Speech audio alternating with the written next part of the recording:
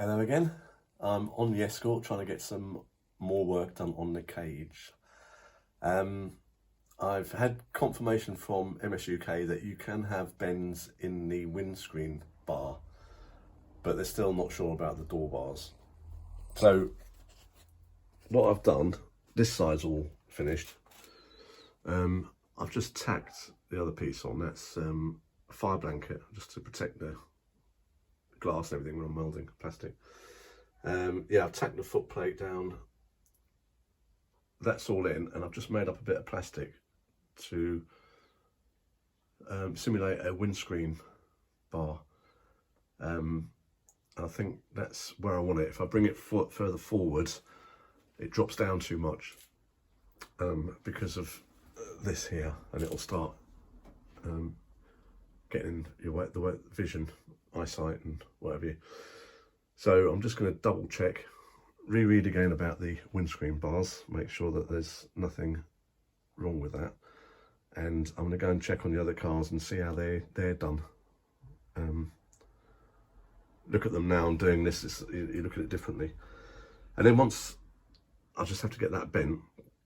Once that's bent, it's just the door bars to put in, which are going to be straight down there. Now there is an issue with heights as well, because MS-UK are saying they want to be as high as possible, but that's not really going to work if they're up there, and you can't put them across the middle because you won't get in and out.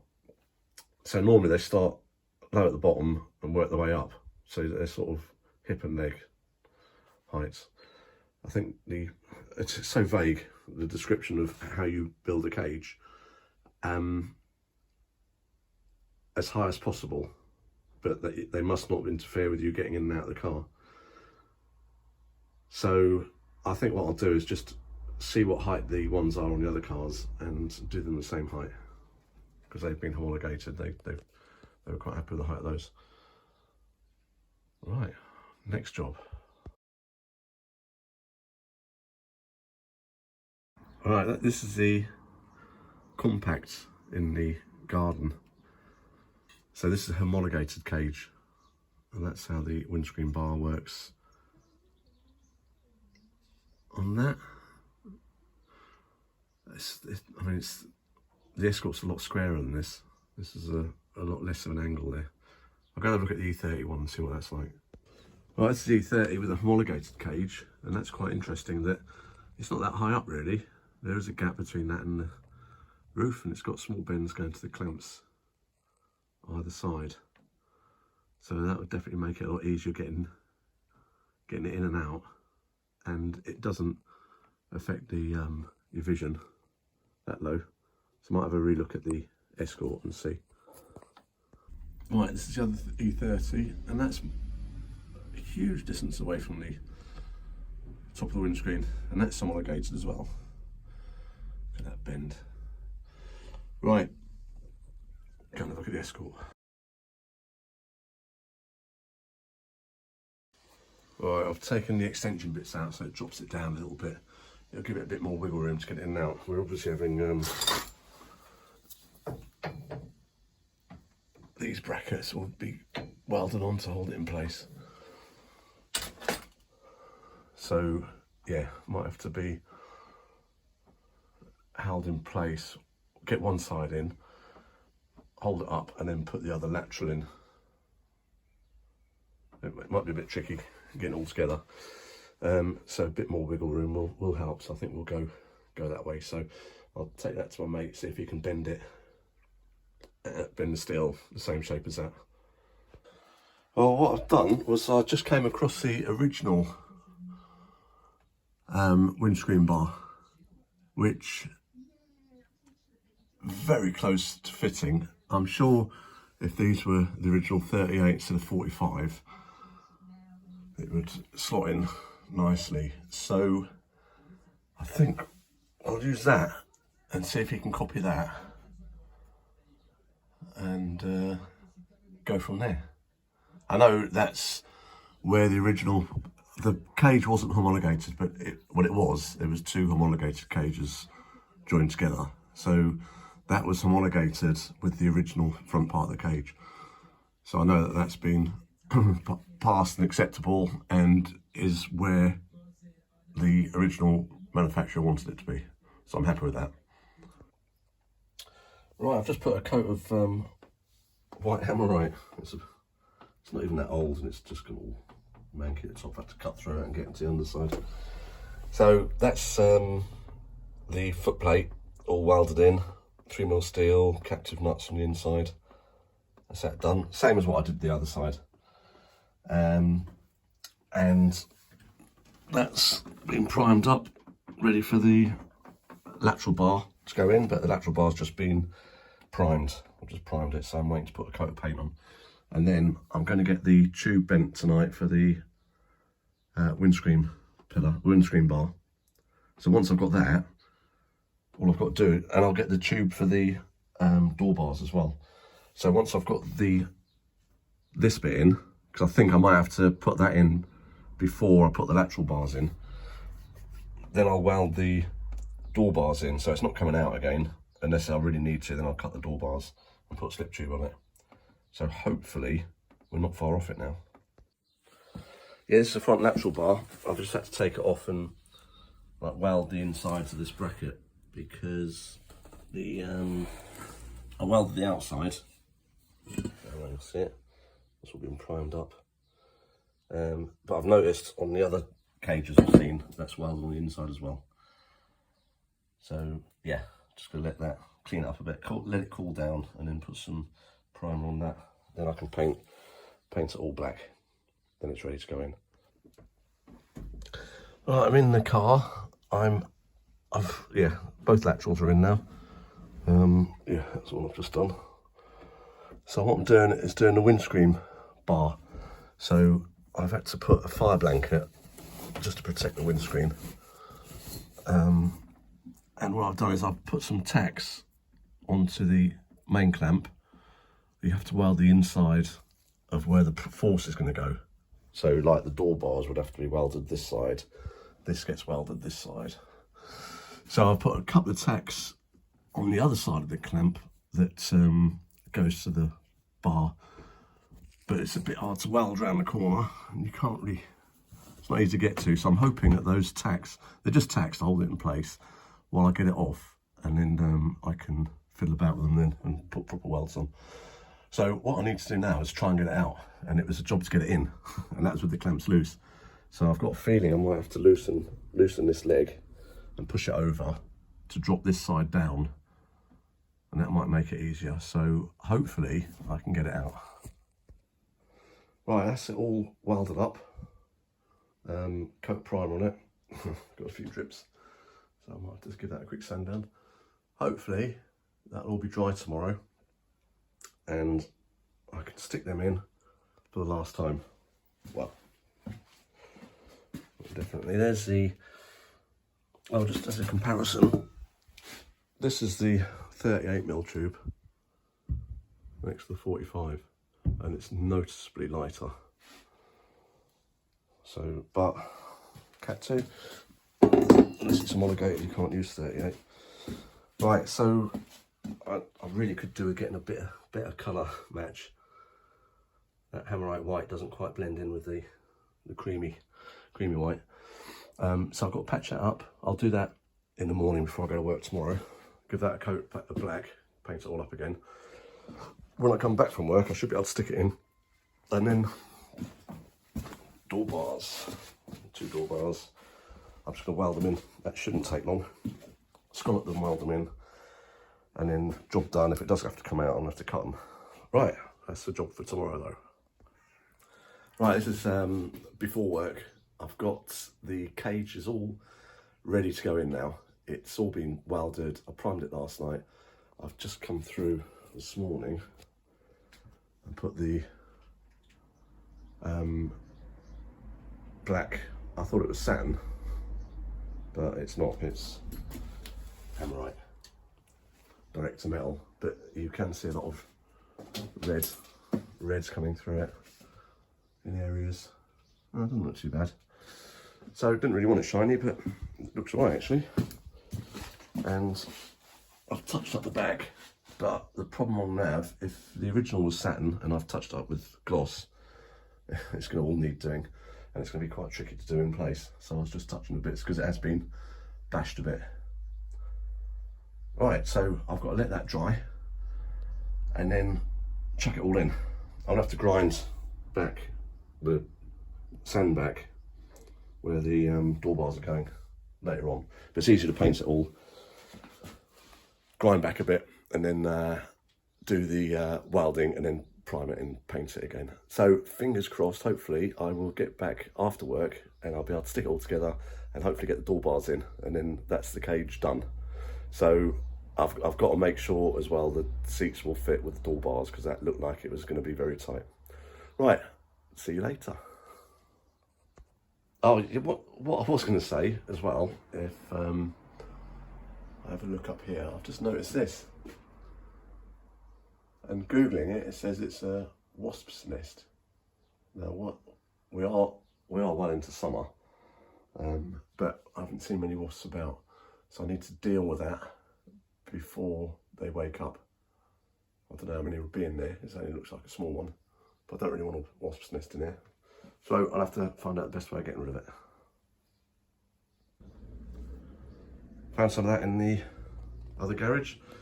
That is the colour I sprayed the back of the E30 after I caught the corner. So I've just put a bit on the white amorite. It's not the same colour. It's not far off the original colour, but it's better than amorite white. And over there, you just don't really know where to stop. I don't know, there's a false floor bit going on there as well. So that just makes it a bit better. And I'll have to try a bit when I do the wing and see how close it is to the colour match. I need to get this sorted out, but the cage is my priority. I can drive it like that. I can't drive it without the cage in. Right, that's the cage back in again. That was a bit of a nightmare. But it's in. It's the main thing. You had to sort of put it in. I had to put this bar in before I could put the lateral one in. And it made the lateral one quite difficult to get into this joint there. So, I'll have to double check all the bolts. Door bar. Now, the blue book says it's got to be as high as possible without impeding getting in and out of the car. And the age I am, I think it's difficult without a bar on, let alone with a bar. I've measured, there's 4 cages, and they vary in height at the front between 9 inches, which is down here, and 12 inches, or 300mm, which is up here. And the backs all seem to be about, well, there was one that was 300mm at the front and 300mm at the back, so it was almost a straight horizontal door bar, and that was a homologated cage. So you've got to be careful, because if you copy a homologated cage, it doesn't mean it's acceptable. So as high as possible. I don't think you want to go, well, I can't go much higher. I mean, I'm struggling with the seat as it is. I've got to make new seat brackets because these ones have been sliced, so then I can sort of move the seat over a little bit. We are just touching the tunnel that side. I don't want the seat to go too far in. I mean, I could always, these seats are, I think they're running out of date anyway, so the next seats I can get narrower seats. But, you know, I want to get it in with these seats as it is. And apparently, I'm changing the subject slightly, I've never liked these wings on seats, but I was chatting to some safety expert and he said a common cause of death in rally cars is helmets hitting. And he said if you've got the one seat like this, you've got a much higher survival rate. Yeah, I never knew that. So, and plus it's not restricting your view too much with those big holes in it. And also the cage bar, I wouldn't want to go much, the harness bar, I wouldn't want to go much lower than that, because it's got to be, the harnesses have got to be horizontal or go uphill from your shoulders. So we're not going to be far off that. Mind you, the navigators are well high compared to the driver's one. It's very strange.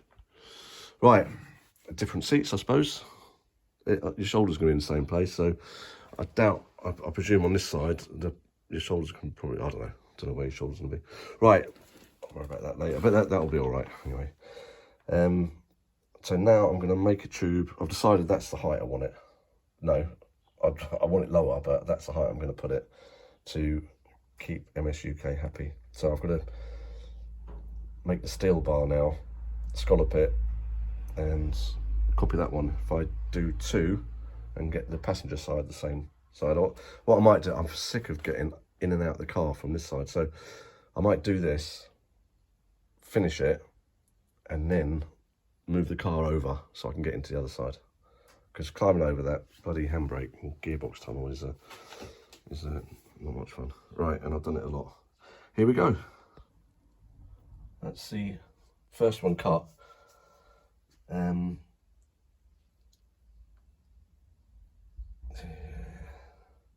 We're very close to the seat there, which isn't really a problem. I wanted it down about another 25mm really, but the navigator wanted the seat higher, if anything. But I think I can, if I make a bracket for this side, I can get it closer. I can bring it over 20mm, I reckon. Bring the seat over. Yeah, you've got to be careful that the seats aren't going to hit each other. I think I'll get the harness bar in and the door bar in, and then sort the seats out. I've got another pair of seats I could try. They might be narrower. Right, that cage isn't coming out now. Right, that's it welded in. So if I do need to take it out, which hopefully I won't, I'll just cut it here and put a slip tube over it. So hopefully I'll be able to get the whole front leg out with this bit on. Otherwise, I'll just cut it there as well. Put another slip tube there. So right, I'm going to paint that, prime it I mean, and then move the car over so I can get to the other side. I've cut the other one, it's ready to go.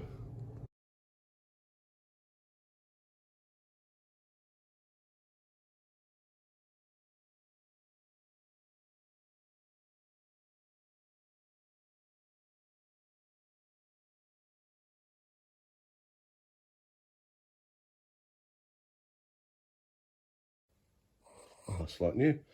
I'm just giving it the once over with the hoover.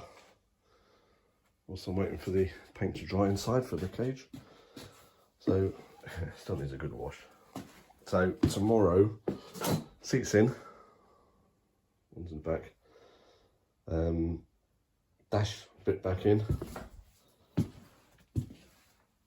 and push it outside, give it a clean. Now I've moved the coil pack just there, it is.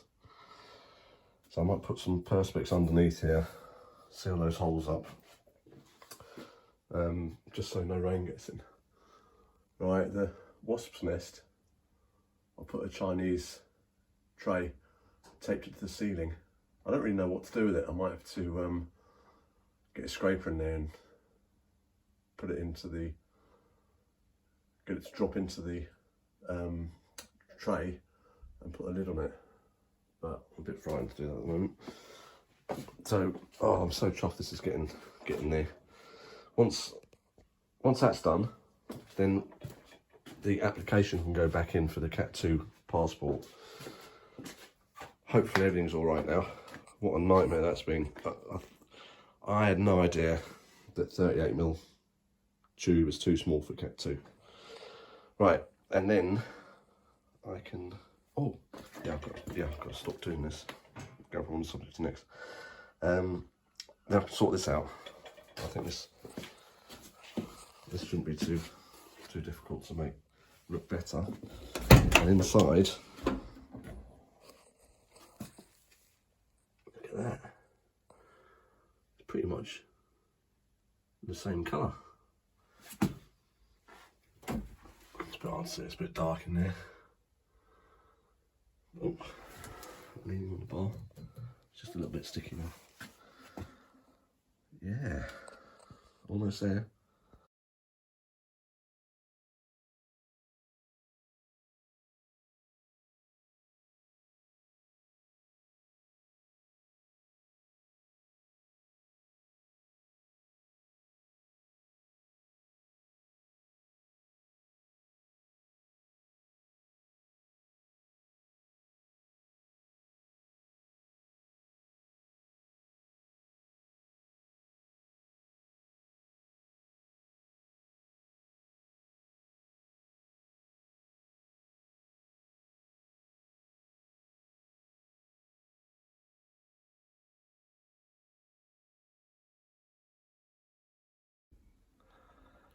I'm pleased now. I've finally got the cage finished and the seats in. I've passed on all the pictures to Motorsport UK. I'm just waiting for them now to get back and say whether it's whether they're going to issue a passport for it. I can't see why they can't. It's quite interesting. I've been looking into loads of debates about this Cat2, and a lot of the arguments are, this car's been a rally car for 20 years. How come you've got to change the cage now? And the answer is, it shouldn't have been a rally car for 20 years. It was non-compliant. This Cat2 has been going for a long time. People didn't really know that much about it, but it was in there. So all these cars that need changing and fixing and updating, they shouldn't have been raced before. They should have been Cat2'd and checked and made sure that they were within the tolerance of Cat2. So I know it's a pain. I've had a nightmare, but it's done. Well, fingers crossed. Hopefully it's done now. But it should have been done right in the first place. So what I've learned from this is, get a homologated cage and don't bolt anything to the cage. Don't touch the cage, leave the cage as it is. Once you start, if you've changed the cage in any way, the homologation is void, and then you'll have to go through the whole process like I did. So just, it's been a pain, but I'd rather get it right. I don't want to take the car to England, do an event, and then, or try and do an event. The scrutineer knows what he's talking about, has a look and says, sorry mate, this is a Cat2, you can't use it. That would be a nightmare for me. So it's got to be right. So, and it's, when you know it's right, you know, I don't want to turn up to an event thinking there's a possibility that I might not run. So here it is. I've hoovered it. Got all the dust off it. I was going to get it outside and give it a wash, but I can't start it until I pump the oil up into the dry sump tank, and I don't really want to start it anyway, or I'll have to wait until someone's here to give me a hand to get it out of the garage. And our little friends up there, I've put a Chinese dish around them, so we'll see what happens with that. There might not be anything in it, but just in case. Right, what a job. I'd hate to do it on a Mark 1 Escort because everything is so tight. That is touching the gearbox tunnel and the door bar at the same time. So I have to remake the seat mounts anyway because I'm not happy with the way they are. So what I'm going to do is, you've got to imagine this is 5mm steel. So from this point, you've got about 20mm before you get to the seat. So I'm thinking on the other side, if I just have 3mm steel and then an angle, then that's going to move the seat. It will give me 15mm to play with, moving it side to side, which will help. I might have to see if I can just put a little, it's just touching a little bit on the gearbox tunnel, so if I could put a little dent there. Now the navigator seat, she wanted to be higher up, so what a job. The seat actually tucks under the door bar. It's a bit dark, it's hard to see. But it can come over slightly, but it's going to have to come over a lot to go up any higher. I have moved the back up. I think she'll have to try it out and see what she wants to do. These seats run out at the end of the year, and I've just bought new seats for the E30, so I might swap them over and see. They might be narrower and fit better. Yeah, harness is on. Put the dash back in. So what I need to do now is sort the floor out under there. I've got that doesn't look too bad now after I paint it. I need to bung those holes up from the old cage. Fix this roof vent, because there's a little triangle that's the same as this one that holds it shut, and I couldn't get the cage out. The cage was hitting it, so even when I moved it forward, the cage was hitting these bits. So I bent these over, but one snapped off. So I need to fix that. I mean, normally you'd just unbolt the vent, but because it's riveted, couldn't get it out. There's little things I need to do, like I need to move this pull-up thing because it's hitting the end of the gear stick. So if I rotate that slightly, which is easy to do, it's just on the glove screw. That'll move that out of the way. I might actually be able to drive it. I'm trying to find I want to do a rally in the UK. I want to go across and do an event, and it is now July. We've got our rally's in October, so that's 3 months. So I'd like to do a rally like Bovington, TSH, or South Downs, but I don't think we've got any of those available before October. So I'll have a look and see. I'll speak to people who know, and yeah, it'd just be good to use it. And it'd be good to use it on an airfield type rally, as opposed to, you know, a 20-foot road with granite walls either side, and oil and stones and rocks and mud and, yeah, everything else on it. So I haven't driven this car. I've driven it to 40 miles an hour, and that's it on the road when I was sorting out the gearbox. I haven't driven it any faster. I've not given it any race pace. I need to sort of learn it before I just jump in at a rally. If you've made it this far, congratulations. If the telly's on and I'm in the background, or you've fallen asleep, fair play, because it'll probably play one of my other videos afterwards and it gets the number count up, which is always helpful. I'm so pleased it's done. It's been a nightmare. I've had to climb over that gearbox tunnel so many times to get to the passenger side. And like all garages, I had room, and that is just starting to fill up again now. So I need to be careful and not get it overfull. Thanks for watching. See you next time.